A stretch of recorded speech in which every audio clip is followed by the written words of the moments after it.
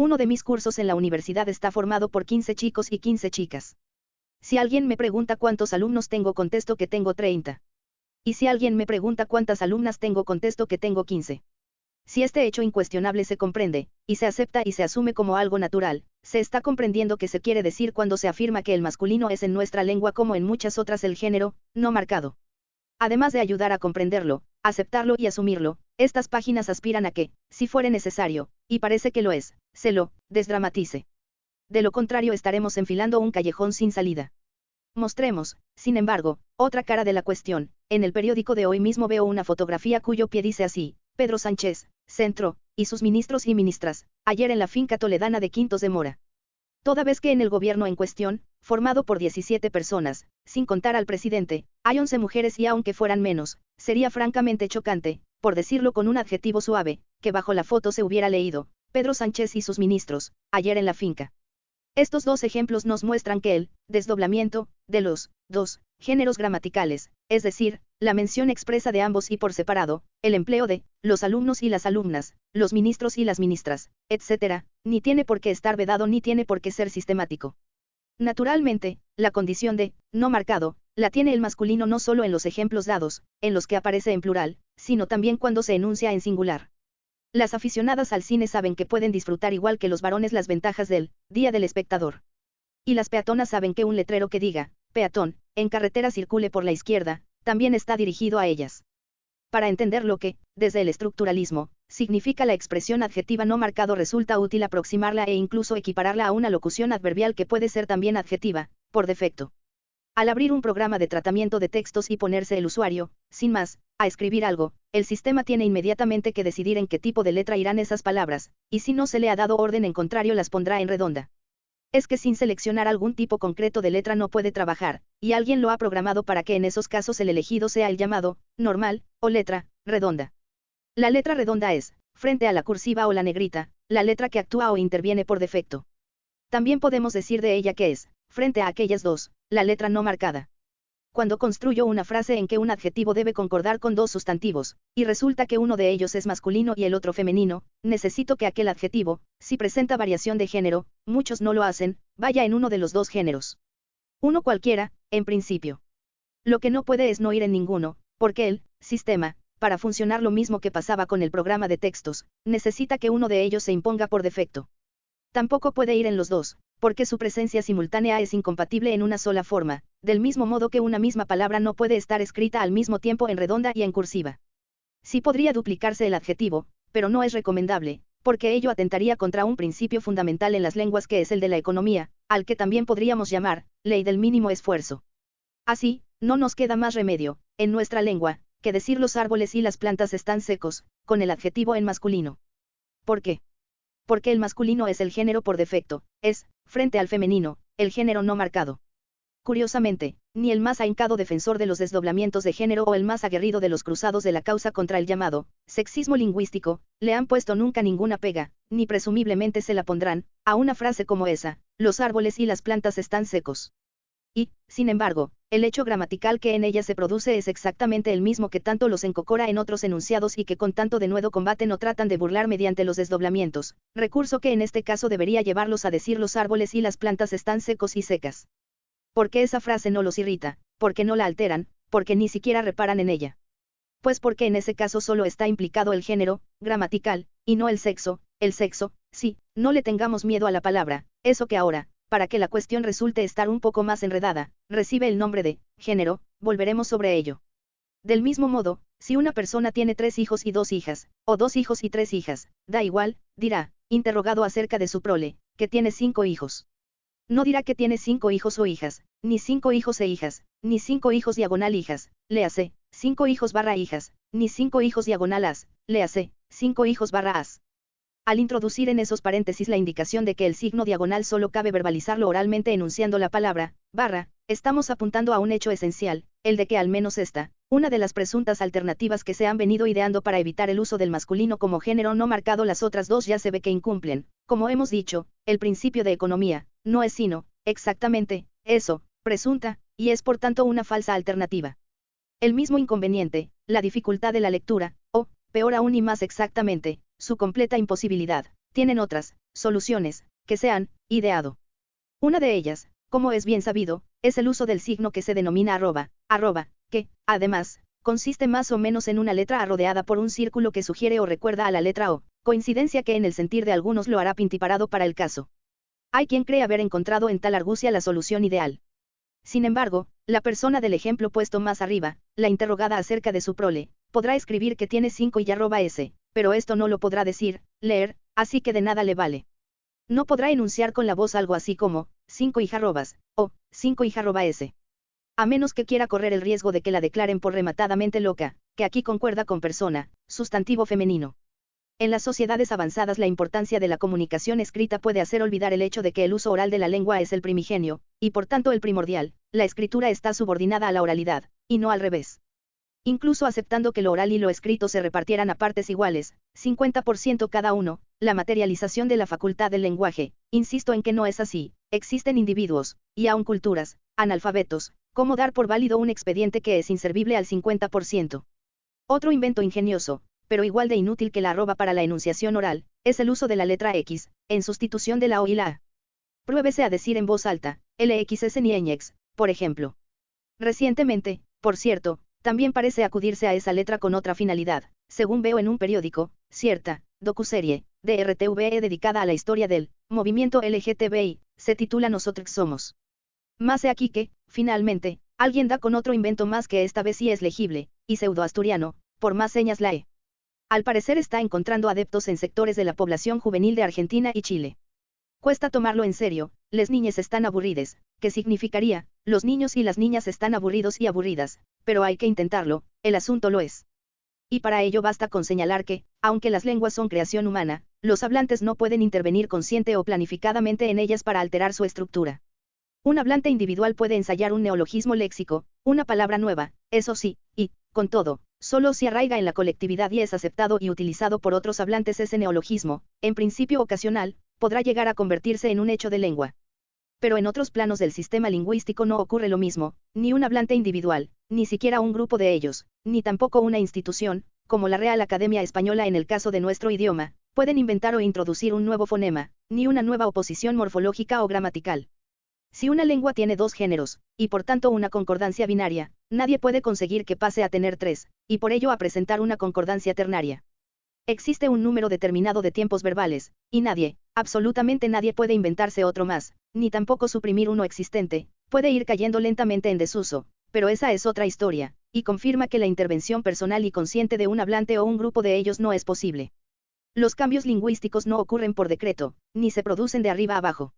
Siempre que ocurren, y hay determinados pilares del idioma que se mantendrán estructuralmente inalterables, es de abajo arriba y tras un refrendo mayoritario de los hablantes. Naturalmente, no siempre el masculino incluye en su referencia a las mujeres. Si una persona está hablando a otra de sus hermanas, el interlocutor podrá preguntarle en un determinado momento, ¿no tienes hermanos?, donde hermano significa, inequívocamente, hermanos varones, toda vez que es evidente que hermana sí tiene. En otros contextos, en cambio, en la mayoría, la misma pregunta sí se referiría a los hermanos de ambos sexos. Señalar que el masculino no es el único elemento no marcado del sistema gramatical debería servir para desdramatizar las cosas. Igual que en español hay dos géneros, en otras lenguas hay más, o hay solo uno, lo que viene a suponer en realidad que en estas últimas no hay ninguno, pues sin oposición genérica no hay propiamente género, hay también dos números, singular y plural, en otras hay más, o solo uno, y el singular es el número no marcado frente al plural. Así, del mismo modo que el masculino puede asumir la representación del femenino, el singular puede asumir la del plural. El enemigo significa, en realidad, los enemigos. Sumando ambas posibilidades de representación puedo decir que el perro es el mejor amigo del hombre para significar, en realidad, esto, los perros y las perras son los mejores amigos y las mejores amigas de los hombres y las mujeres. Se entiende con ello un poco mejor en qué consiste, en relación con los hechos del lenguaje, el mentado principio de economía. Hay tres tiempos verbales, y uno de ellos, el presente, es el tiempo no marcado frente al pasado y el futuro. Prueba de ello es la capacidad que tiene para suplantarlos. Colón descubre América en 1492 significa en realidad, Colón descubrió América en 1492, y mañana no hay clase significa, mañana no habrá clase. A pesar de lo cual, que yo sepa, no ha surgido por ahora, ni es de esperar que surja, ninguna plataforma ciudadana en defensa de la intolerable discriminación del plural, ni tengo noticia hasta el momento de la existencia de una asociación pro visibilidad del futuro frente al abusivo presentismo lingüístico. No podemos diferir más una digresión imprescindible en relación con la palabra género. Desde luego los lingüistas y filólogos estamos acostumbrados a emplearla en una de sus acepciones digamos clásicas, la gramatical, categoría gramatical inherente en sustantivos y pronombres, codificada a través de la concordancia en otras clases de palabras y que en pronombres y sustantivos animados puede expresar sexo, según la definición académica, en la que debe notarse el verbo puede. Mucho más reciente es este otro significado, que el mismo diccionario explica así: grupo al que pertenecen los seres humanos de cada sexo, entendido este desde un punto de vista sociocultural en lugar de exclusivamente biológico. Tan moderno es que ha entrado en DLE en la última edición, la 23ª 2014. O sea, no estaba en la anterior, la de 2001, aunque por esas fechas acaso estaría llegando ya a nuestra lengua.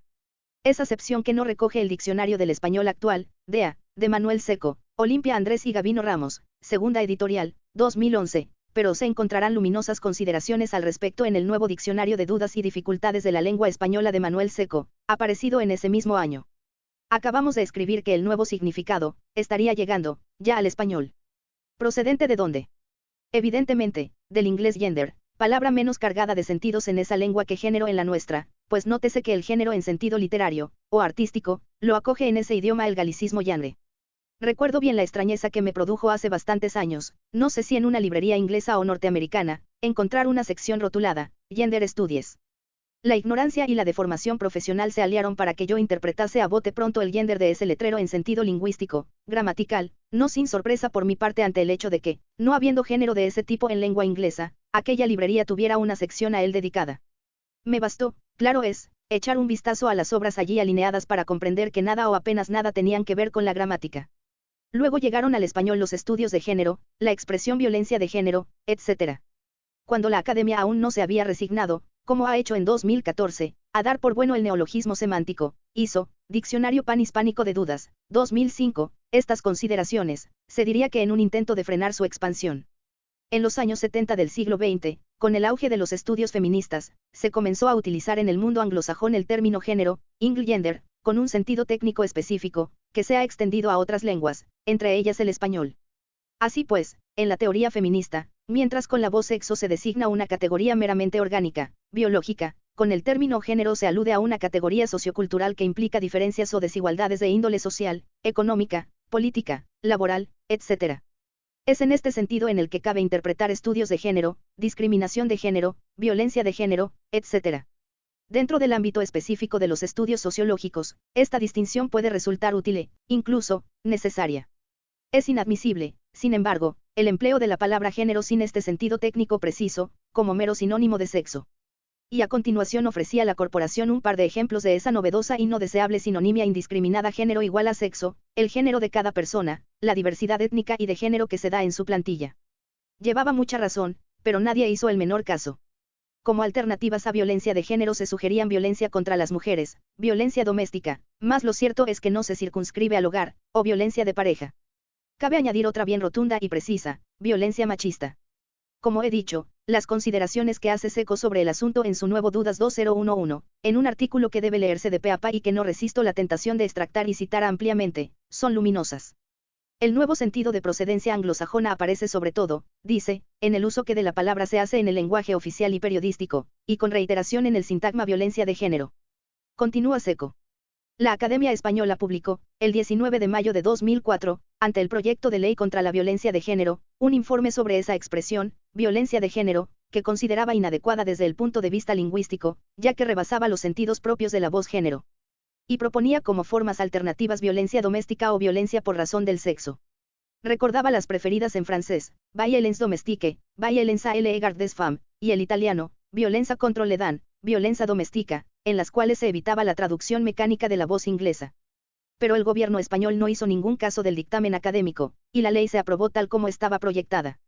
Luego brinda Seco muchos ejemplos de la gratuita sinonimia, género por sexo, y filólogo e historiador al fin rescata un curiosísimo precedente aislado. Del siglo XVI, ¿quién puede favorecer al género masculino ni al femenino mejor que vos? La Lozana andaluza. En relación con la procedencia anglosajona de la novedad delicado aparte recoge nuestro lexicógrafo el parecer del diccionario inglés de Oxford, para el que el uso moderno de inglés gender como sexo, es ya lo hemos consignado arriba en nota un eufemismo, especialmente feminista, que, en efecto, subraya las diferencias sociales y culturales entre hombres y mujeres, más que las biológicas. Distingo, opina el autor, un tanto ocioso en nuestra lengua, pues en abundantes usos tradicionales, como estudiantes de ambos sexos, etc., sexo significa sencillamente, condición, o, colectividad, masculina o femenina. Imaginar, en estos casos concluye con fino humor, los órganos de copulación sería síntoma de obsesión morbosa. Se nos invita, pues, muy razonablemente, a una lectura y uso no tan biológicos o fisiológicos o genitales de la voz sexo. Todo en vano, ya ha quedado dicho. Una precursora del pensamiento feminista en España, la condesa de Campo Alange, publicó hace 70 años, en 1948, justamente, un ensayo titulado La secreta guerra de los sexos. Ese título debería hoy rezar de los géneros. Otro libro pionero, Lenguaje y discriminación sexual 1977, de Álvaro García Meseguer, es muy probable que en los tiempos que corren no hubiera llevado en su título ese adjetivo que lo cierra. Pero retomemos el hilo, volviendo a nuestro género, al sentido con que constante y únicamente empleo la palabra en estas páginas, el gramatical. ¿Y por qué es el masculino el género no marcado y no lo es el femenino? Buena, interesantísima pregunta, para cuya compleja respuesta habría que remontarse, en el plano lingüístico, hasta el indoeuropeo, y en el plano antropológico hasta muy arduas consideraciones, en las que no cabe ahora engolfarse, acerca del predominio en muchas sociedades de los modelos patriarcales o masculinistas. Efectivamente, es más que posible que la condición de género no marcado que tiene el masculino sea trasunto de la prevalencia ancestral de patrones androcéntricos. Llámeselos, si se quiere, machistas, y háblese cuanto se quiera de sexismo lingüístico. Séase consciente, sin embargo, de que intentar revertirlo o anularlo es darse de cabezadas contra una pared, porque la cosa, en verdad, no tiene remedio. Rosa Montero lo ha dicho muy bien, es verdad que el lenguaje es sexista, porque la sociedad también lo es. Lo que resulta ingenuo, además de inútil, es pretender cambiar el lenguaje para ver si así cambia la sociedad. Lo que habrá que cambiar, naturalmente, es la sociedad. Al cambiarla, determinados aspectos del lenguaje también cambiarán, en ese orden, pero, desengañémonos, otros que afectan a la constitución interna del sistema, a su núcleo duro, no cambiarán, porque no pueden hacerlo sin que el sistema deje de funcionar. Antes de seguir adelante conviene hacer una observación acerca del género neutro, pues en las discusiones sobre estos asuntos hay quien esgrime a menudo este término, sin saber muy bien lo que dice, como posible vía de solución, por cierto, ¿a qué? Olvidémonos por completo del neutro. En español, a diferencia de lo que ocurría en latín, no hay más que dos géneros, masculino y femenino. Del neutro latino solo han sobrevivido en nuestra lengua unos pocos fósiles pronominales, ello, esto, eso, aquello, algo, y el artículo lo. Así que una más que hipotética solución salomónica en que un ideal género neutro salvador viniera a resolver el problema asumiendo el papel de género no marcado es una solución absolutamente inviable. Hace no mucho pudo leerse en la prensa que Holanda había decidido incluir en el registro civil el género sexual neutro. Un ciudadano había sido inscrito en 1961 como varón por sus padres. En 2001 pidió un cambio en la documentación oficial para constar como mujer. Todavía incómodo, por considerarse intersexual, había reclamado a los jueces que reconocieran un tercer género, el neutro, y lo había conseguido. Perfecto. Estamos sin duda ante un avance social en el respeto a la diversidad y los derechos individuales. Me interesaría conocer algo más acerca de las consecuencias lingüísticas del éxito de la demanda, acaso asumibles en una lengua, el holandés, que desconozco por completo pero de la que al menos sé que posee tres géneros gramaticales, masculino, femenino y neutro. Pero imaginemos que ese progreso en los derechos de la persona llegara a un país hispanohablante, o a cualquier comunidad cuya lengua tenga solo dos géneros gramaticales. A las personas afectadas por tal logro social no les quedaría más remedio que seguir utilizando para referirse a sí mismas uno de ellos. Un intersexual hispanohablante tendrá obligatoriamente que elegir entre decir estoy cansado y decir estoy cansada. No es concebible otra salida, no la hay. En suma, es mucho más fácil cambiar el código civil que la gramática de una lengua, está mucho más al alcance de la mano rechazar el binarismo sexual que el binarismo gramatical. En realidad, es que no hay modo de modificar determinadas convenciones lingüísticas, las más profundas. Imaginemos uno. Podríamos reunirnos en asamblea los 500 millones, o más, de hispanohablantes para decidir que ya estaba bien, que después de 10 siglos en que el masculino ha sido el género no marcado, ahora le tocaba al femenino. Alguien persuasivo, ya está ahí otra vez el dichoso masculino, tomaría la palabra para decir, señores y señoras. En estos vocativos iniciales la duplicación sí es bien lógica y está asentada desde antiguo, el principio de economía apenas se resiente. Luego seguiría, estamos aquí reunidos, otra vez el masculino, para. Etcétera. Se sometería a votación la siguiente propuesta, a partir de mañana mismo, el femenino pasa a ser el género no marcado. Ya iba siendo hora. Se dirá en adelante los árboles y las plantas están secas, tengo 5 hijas, Pedro, María, Manuel, Juan e Isabel, estamos aquí reunidas. La votación sería más bien complicada. A mano alzada. Por aclamación. Se convocaría un referéndum. ¿Podría nuestro persuasivo orador controlar el previsible guirigay de la masa? ¿Qué hacer con los disidentes? Transcurridos 10 siglos, ante la aparición de nuevas guías idiomáticas diametralmente opuestas a las de hoy, y de plataformas por la visibilidad del masculino en el Estado español, se suscitaría la necesidad de que una nueva asamblea, de cuantos millones de almas, diera nuevamente la vuelta a la tortilla, pues ya le tocaba otra vez al masculino. Y así sucesivamente. No hace falta decir que estoy utilizando el recurso dialéctico de la reducción al absurdo. Con su poquito de guasa. Hagamos ahora otra consideración, también desdramatizadora y relativizadora. Anticipemos para luego exponerlo con mayor detenimiento que en español los nombres que designan seres animados, y por tanto dotados de sexo, pueden pertenecer al pequeño grupo de los heterónimos: hombre diagonal mujer, padre diagonal madre, caballo diagonal yegua, yerno diagonal nuera. Pueden muchos de ellos tener marcas de género: niño diagonal niña, nene diagonal nena, profesor diagonal profesora, o pueden no tenerlas, pero sí dos géneros, evidenciados por la doble concordancia que establecen con el artículo o con otras palabras: el artista diagonal a artista, el modelo diagonal a modelo, el cantante diagonal a cantante, el portavoz diagonal a portavoz. Otros, ciertamente, vacilan. Pero hay un último grupo especialmente interesante, el de los nombres llamados epicenos. Los epicenos tienen un solo género gramatical, pero sirven para referirse tanto a seres de sexo masculino como a seres de sexo femenino. Es al explicar esto cuando se percibe con claridad que no se deben identificar género y sexo.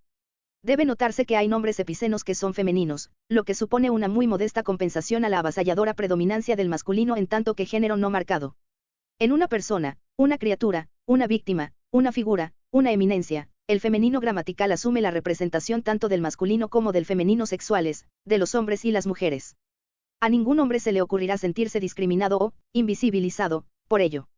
Faltaría más. Hay otro ejemplo muy bonito, y de más calado. En italiano, una lengua hermana de la española, y hablada por un pueblo a menudo tildado de masculinista o de machista, un pronombre femenino, lei, literalmente, ella, se utiliza con el mismo valor que nuestro usted, es decir, asume, en el tratamiento de respeto, la representación tanto de un hombre como de una mujer. Ahí tenemos un pronombre femenino utilizado para referirse a un varón. Bien pensado, otro tanto le ocurría al antecesor de nuestro usted, la forma vuestra merced, con esa visible marca femenina en el posesivo, en consonancia con el género femenino de merced. Ya sé que estos ejemplos de ligera prevalencia del femenino implican muy parva compensación. Espero, al menos, que sirvan, como lo pretende la totalidad de este ensayo, para relativizar las cosas, desdramatizando a todo trance una terca realidad contra la que es estéril estrellarse, la condición inamovible del masculino como género no marcado. El fenómeno del desdoblamiento o duplicación de elementos lingüísticos, sustantivos, por lo común, en masculino y femenino, en aras de un igualitarismo, de género, o, lo que es lo mismo, en deseada evitación del llamado sexismo lingüístico, es algo bien conocido, ha sido y es muy comentado aquello de, los vascos y las vascas, que decía cierto Lendakari se ha hecho casi proverbial, y hasta denostado, bien que con escaso éxito. Uno de los problemas que plantea tal desdoblamiento o duplicación es que se hace muy difícil, por no decir imposible, llevarlo a la práctica con todas las consecuencias que implica. Cabe reprochar a sus partidarios y proponentes su escasa constancia, la facilidad con que traicionan su propia propuesta. Pues, en efecto, desisten de su propósito a las primeras de cambio. Extenuados ellos mismos, tiran la toalla en cuanto pueden y se acogen al cómodo expediente del masculino integrador. Leo en el periódico un artículo escrito por una dirigente de un partido político, y en él encuentro las siguientes frases: si las ciudadanas y ciudadanos han expresado con su voto. Con la misma razón podría cederles un diputado o diputada socialista de ida y vuelta, página, web, que cualquier lector o lectora puede consultar. En buena lógica, la autora del artículo debería llevar la duplicación hasta sus últimas consecuencias, practicándola en todos los casos posibles, aquellos en que aparezca un masculino en tanto que, género no marcado. Pero no lo hace. ¿Por qué unas veces sí y otras no?, cabría preguntarle. ¿Y por qué sí precisamente en tal o cual caso y no precisamente en tal o cual otro? No hay respuesta para estas preguntas. Así que nada de quedarse a medias. Para ser plenamente coherente con su receta, la autora tendría que haber hecho, en ese mismo artículo, hasta 11 desdoblamientos más. Es decir, pondré solo un par de casos como muestra, en vez de, los grandes perdedores del 20D, tendría que haber escrito, los grandes perdedores y las grandes perdedoras del 20D, en vez de, culpabilizar a los demás de sus propios males, culpabilizar a los demás y a las demás de sus propios males, porque vamos a excluir del desdoble a los artículos, cuando anteceden a formas, en este caso de más, que no presentan flexión de género, en rigor, tanto, derecho a la visibilidad, digámoslo así, tienen las demás como las perdedoras. Y así sucesivamente. El texto publicado tiene 970 palabras. En la versión impecablemente no discriminatoria, en la que mantuviera con exquisito cuidado el perfecto equilibrio entre masculinos y femeninos, pasaría de las 1000. Agotador, para el que escribe y para quien lee.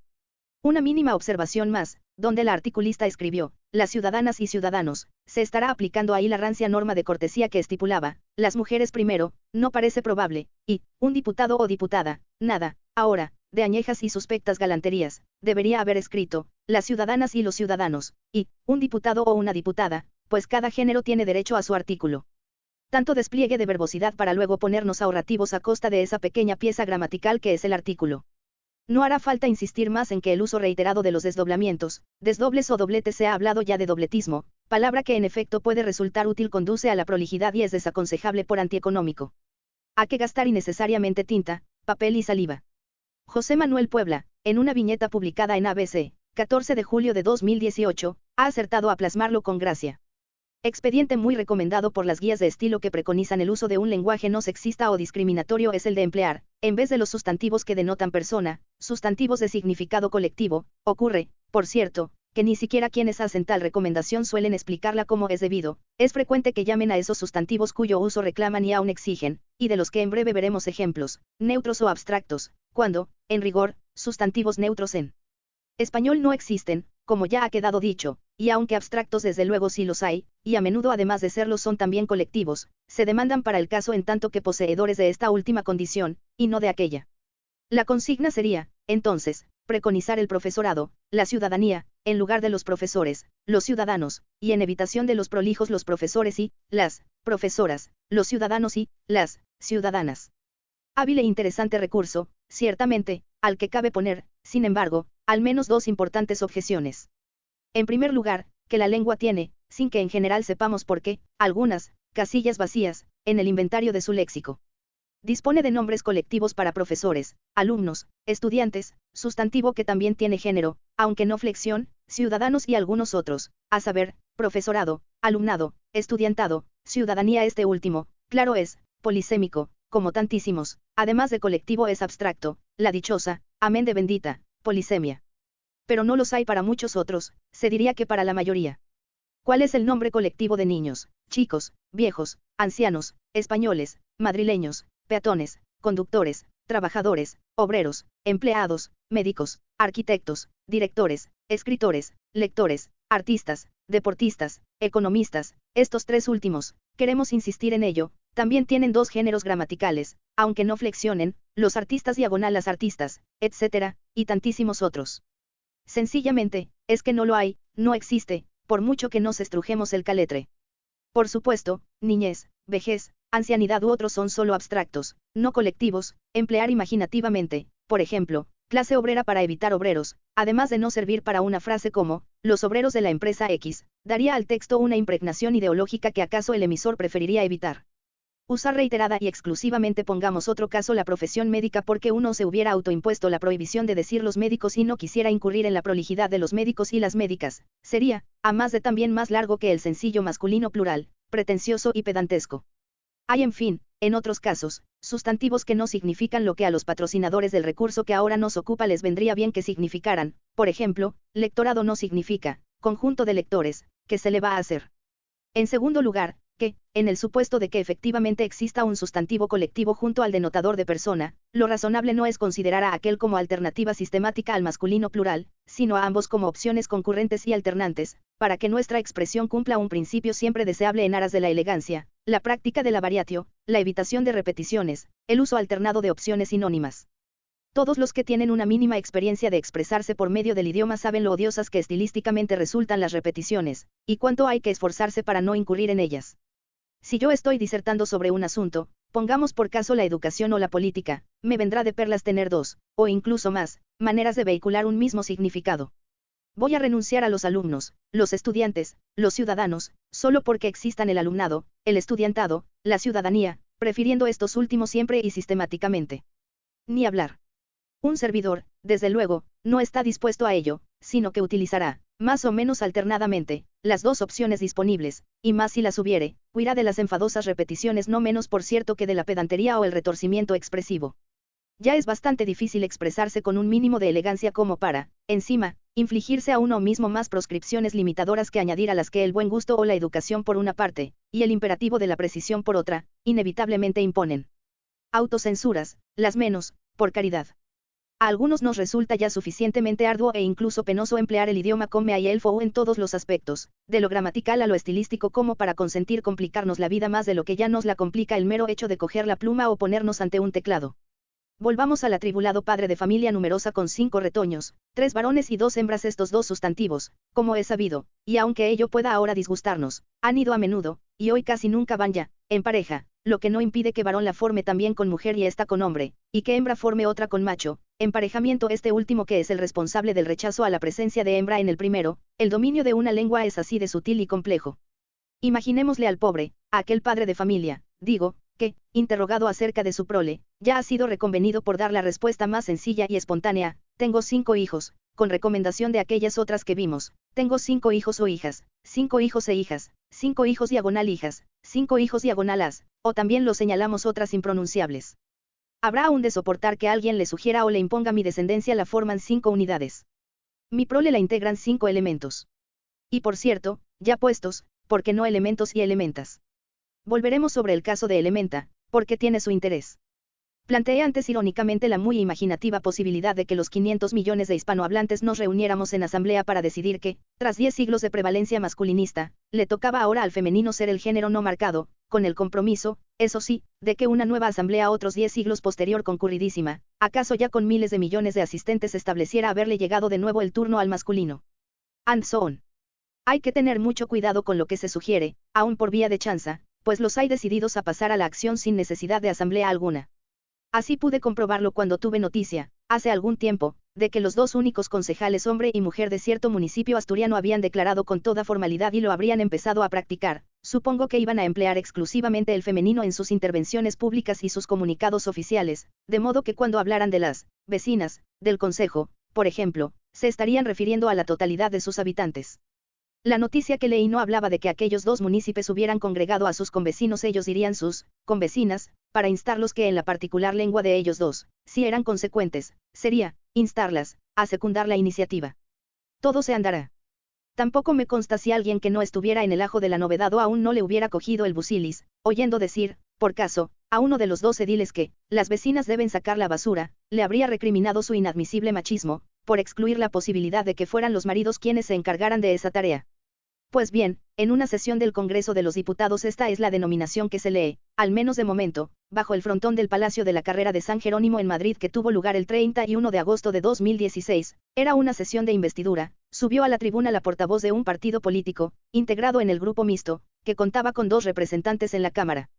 Cuando, al poco de empezar, utilizó el pronombre personal, nosotras, yo procuré no ceder al estupor acogiéndome a la posibilidad de que su colega de partido en la Cámara fuera también una mujer, y de que quien acababa de tomar la palabra hubiera decidido hablar en nombre de ambas, por más que lo esperable era que lo hiciera en el de la formación toda a la que pertenecen. Más tarde averigué que no, que el otro escaño del partido estaba ocupado por un varón, acaso con pretensiones de varón. Pero lo más sorprendente es lo que vino luego. La sintaxis hizo que aquel sujeto gramatical, nosotras, que encabezaba la oración quedara algo lejos del verbo correspondiente, y de un inmediato predicativo. Estos, inevitablemente, llegaron, y el chocante resultado que para evitar posibles imprecisiones mías de audición he cotejado en el diario de sesiones del Congreso fue este: nosotras, que aspiramos a representar a todas las personas que, votándonos o no, han hecho mayoritaria esa apuesta por la ruptura, venimos dispuestos a hacer oír el clamor. Etcétera. Prescindiendo de las subordinadas, nos queda esta magnífica oración simple hermafrodita: nosotras venimos dispuestos. La diputada se proponía feminizar, sí, Manon Trapou, no con todas las consecuencias. Casi al final de su intervención volvió a las andadas: igualmente, y con esto acabo, les decimos a quienes quieren recorrer este camino con nosotras que tenemos la mano tendida para caminar juntos. Juntos, nótese. Y nuevo desconcierto, terminó así, con 2 pronombres masculinos sucesivos, frente a la unidad de España que reclaman: nosotros reclamaremos acuerdos de país, porque donde ustedes defienden el apuntalamiento del régimen del 78 a cualquier precio, nosotros buscamos desbordarlo, superarlo. Balance, en suma, de todo el discurso: 2, nosotras, y 2, nosotros. Calculado 50-50. Igualitarismo intencionado. O más bien, en lugar del desdoblamiento de género, ese, o dobletismo, sistemático, empleo alternante, o tal vez aleatorio, del masculino y el femenino, o, como si dijéramos, una de calorías y otra de arena, o entre col y col, lechuga, por aquello de que en la variedad está el gusto. Señalemos que la interviniente leía un texto escrito. En su breve turno de réplica, forzosamente menos preparado, solo necesitó una vez acudir al pronombre de primera persona plural, y lo hizo en masculino.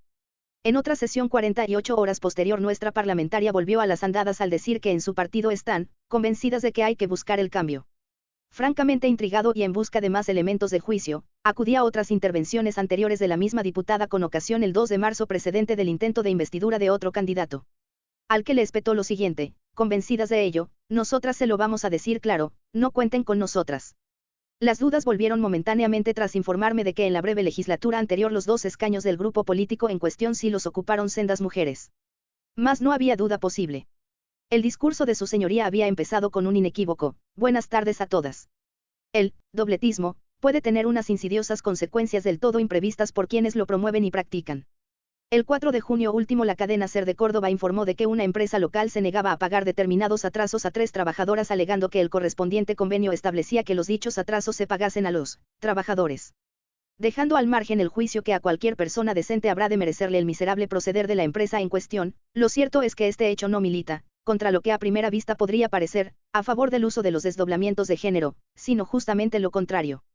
Pues es precisamente el abuso de tales desdoblamientos el que ha permitido a los inicuos mandos de la firma acogerse a la falacia de que trabajadores significa ahora ya tan solo, trabajadores varones, y no, como siempre ha significado, dos cosas, con polisemia compartida por todos los masculinos plurales referidos a ser animado, y que a nadie ha planteado jamás dudas de intelección. 1. Trabajadores varones. 2. Personas de cualquiera de los dos sexos que trabajan en una empresa, que era, evidentemente, el que tenía la palabra en el texto del convenio.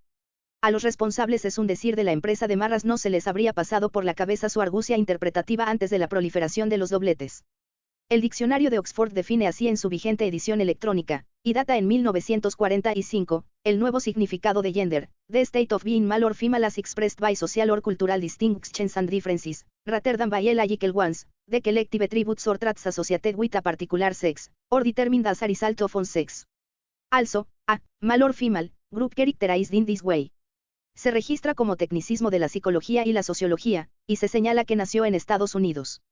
La primera cita, de la fecha consignada, pertenece al American Journal of Psychology, in the grade school years, to gender, which is the socialized adverse of sex, is a fixed line of demarcation, sic, the qualifying terms being, feminine, and, masculine. Cabe añadir que los autores de este espléndido diccionario le han dado vueltas al asunto, pues en la Second Edition, aún en papel, ofrecían esta explicación: in mad, earn, esp, essentially, feminist, use, a euphemism for the sex of a human being, often intended to emphasize the social and cultural, as opposed to the biological, distinctions between the sexes.